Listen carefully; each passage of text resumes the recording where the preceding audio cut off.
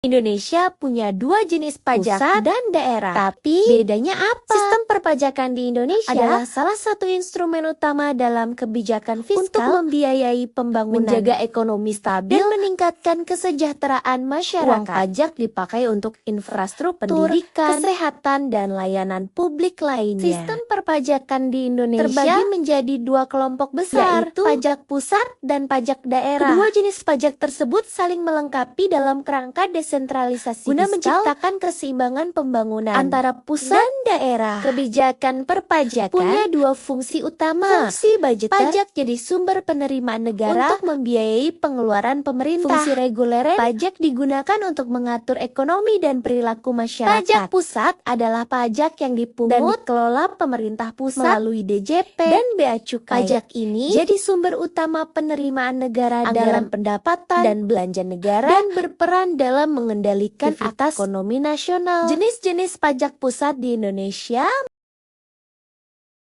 pajak penghasilan atau PPH merupakan pajak yang dikenakan atas setiap tambahan kemampuan ekonomis yang diterima atau diperoleh wajib pajak baik orang pribadi maupun badan. Tarif PPH orang pribadi di Indonesia bersifat progresif. Makin tinggi penghasilan, makin tinggi pajaknya. Contoh, perhitungan pajak penghasilan orang pribadi.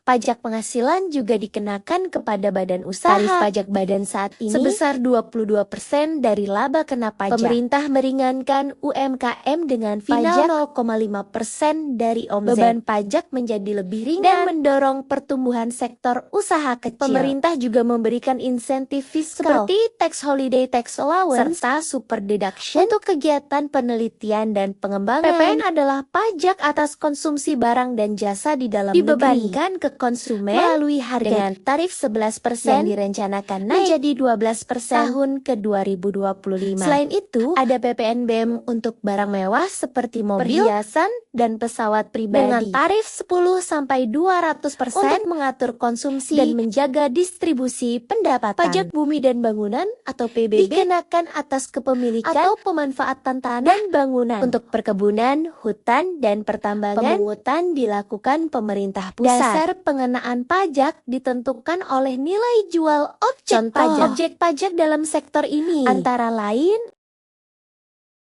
bea meterai merupakan pajak yang dikenakan atas dokumen yang memiliki kekuatan sebagai alat bukti. Tarif bea meterai saat ini bersifat tunggal, yaitu Rp10.000 per dokumen. Pemerintah juga telah menerapkan sistem e-meterai yang memungkinkan penggunaan meterai secara digital dokumen elektronik. Cukai adalah pungutan negara terhadap barang-barang tertentu yang konsumsi atau peredarannya perlu dikendalikan. Barang yang dikenakan cukai disebut barang kena cukai. Contoh barang kena cukai antara lain: bea masuk adalah pungutan yang dikenakan atas barang yang masuk ke wilayah Indonesia. Tujuannya untuk melindungi industri dalam negeri, meningkatkan penerimaan negara, serta mengendalikan arus barang impor. Sebaliknya, bea keluar dikenakan atas barang yang diekspor ke luar negeri untuk menjaga ketersediaan bahan baku dalam negeri dan mendorong hilirisasi industri.